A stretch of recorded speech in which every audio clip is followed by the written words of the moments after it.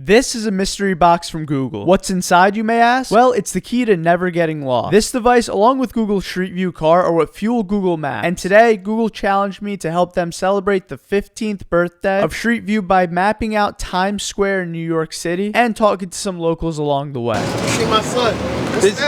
This is artificial intelligence. Yeah, this is some AI stuff. So anyways, back to the device on my back. You may already know the Street View Car, which allows Google to map all of the drivable roads across the world. But the device on my back is how you map the places, well, you can't access by road. Like a volcano. Or like some parts of Times Square in New York. The device is about 44 pounds, which at first didn't feel like much on my back at all. But by the end of the day, I needed to lay down. And the device also has multiple cameras that all work with Google Maps to allow you to see all different types of places in the world. These same cameras have been in Mount Everest, rainforests in South America, and just all over the world. And why I'm telling you all of this is because Google Maps has literally saved me so many times in the past.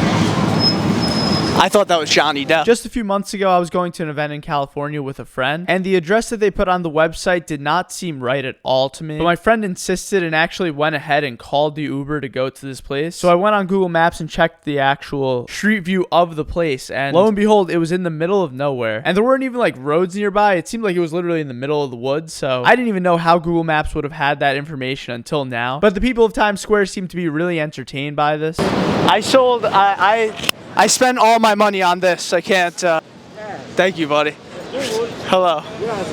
With Google Maps. Even though Mickey Mouse was nice and friendly, we didn't really have the friendliest of people approach us. This man in particular started telling me about how he's going to steal the race in New York City. But another time where Street View really came in handy was once I was in the back roads of a state here in the United States called Minnesota. And as someone who's lived on the East Coast his entire life, going to Minnesota, I'm just completely lost. I have zero clue about anything to do. And on this particular trip, I had to get my passport renewed, so I was completely alone. But Google Maps let me literally see the entire area around my hotel and find places to eat, things to do, even lead me to the Mall of America, which was one of the most fun malls I've ever been to. And what's so cool is with things like Trekker and with things like the Street View Car, I get to actually see what the place is going to look like before even going. It's just crazy to me to think about how these days, as long as we have a phone that has battery, we never have to worry about directions again. My parents tell me that they used to literally ask people for directions like every time that they got lost. And I couldn't imagine the pain of doing that. So I want to give a huge shout out to Google for challenging me to do this. And maybe if we get 50,000 likes, they'll let me map the inside of my subway.